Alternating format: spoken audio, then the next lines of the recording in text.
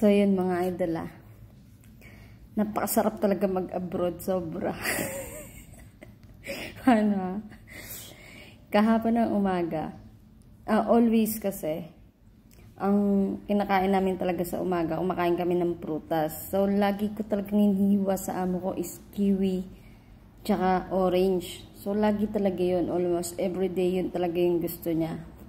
So kahapon ng umaga, sabi niya sa akin, mag-iwa na ng orange at saka ng kiwi.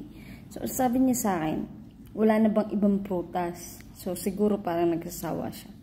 Sabi ko, sige, papalitan ko to ng passion fruit tsaka ng dragon fruit. Sabi ko gano'n. Sabi niya, okay na yan kasi hawak mo na. So iniwa ko yun, diba? Tapos ngayong umaga, ang kinuha ko is yung dragon fruit. Yeah, dragon fruit tapos yung apple. Yun yung hihiwain ko. Tapos, sabi niya sa akin, sumasakit yung ulo. Hindi ko alam kung may inis na ba ako or ano ewan ko.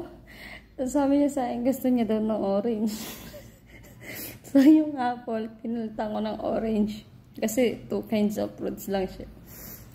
Tapos, sabi niya sa akin, gusto niya daw ng kiwi.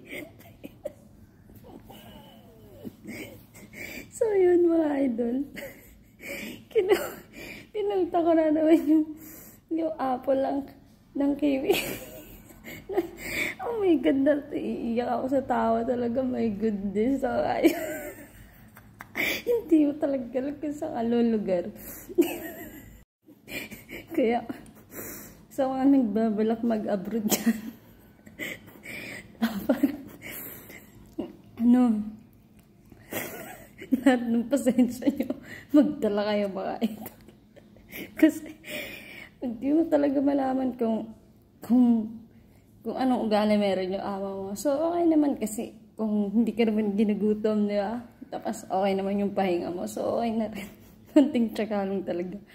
Pasensya lang siya. Lagi lang kayong hihinga ng malalim. Lahat ng kaila-ilaliman ng hininga mo, huminga ka.